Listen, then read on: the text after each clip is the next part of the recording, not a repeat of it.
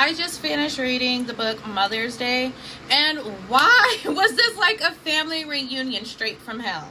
So the book starts off with Evelyn Blackmore inviting her 4 daughters back home because apparently she's sick.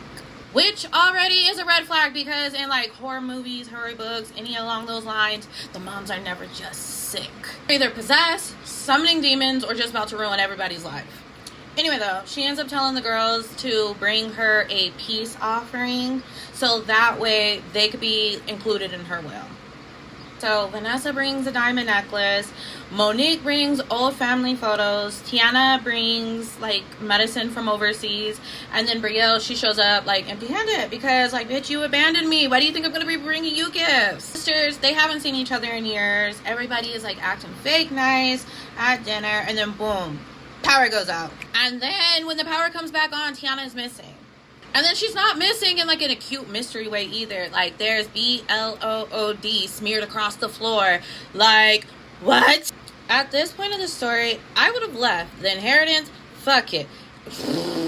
Yeah, keep the money, cause absolutely not. So the sisters do end up finding Tiana like trapped in the basement, tied to a chair, and her mouth is stitched shut. I would have passed the away at this point.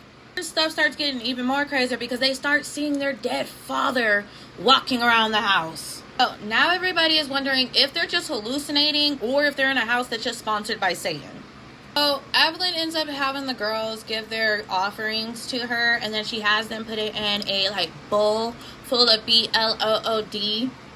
And see, and this is why horror films stress me out, because if it was me, I would have been in the Cadillac halfway already on the highway by now.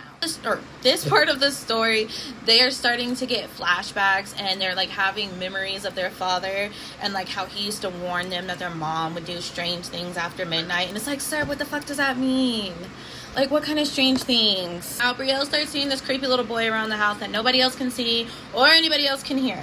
This part of the book, Evelyn is like making confessions to her daughters in regards towards their father and like supposedly the whole abandonment thing, and then the little creepy boy ends up telling Brielle that he's ready. Like, excuse me, what are you ready for? Evelyn ends up giving her daughters all letters, like envelopes, and each envelope has a name inside. Vanessa gets Daniel, Monique gets Damien, Tiana gets Derek, and then Brielle gets Lucifer. Yeah. And at this point, I would have been throwing hands with everybody in the house. Next morning, girls wake up. Creepy little boy is comforting Brielle, and then he places his hands on her stomach and says, I'll see you soon. Bitch, absolutely not. Evelyn ends up like hosting like a masquerade creepy little cult party for the girls, and like long story short, they are ATTACKED. I don't know if I can say that on here, so that's the reason why I spelt it. Anyway, they think they survived, and this is when the real horror starts. One by one, their stomachs start to swell, and then they start giving birth. After each baby is born, they are given the names of whatever name that the mother held inside of the envelope, and then the mothers get yeah, that was the end of the book.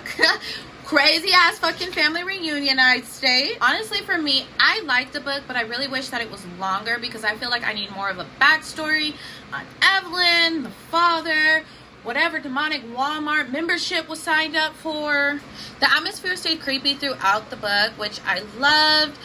The hallucinations were wild. The family tensions made everything feel uncomfortable the entire time. Also, the horror visuals in the teaser scenes from this review or from the book, I'll go ahead and I'll have the Instagram linked along with this so that way you guys can go ahead and see, because that's like those moments really captivate you, and like knowing, like seeing that and then reading the book, like it really just grabs you in, so that way you can put a face to a name and so forth like that. But as always, my great friends, what book do you want to see me spoil next?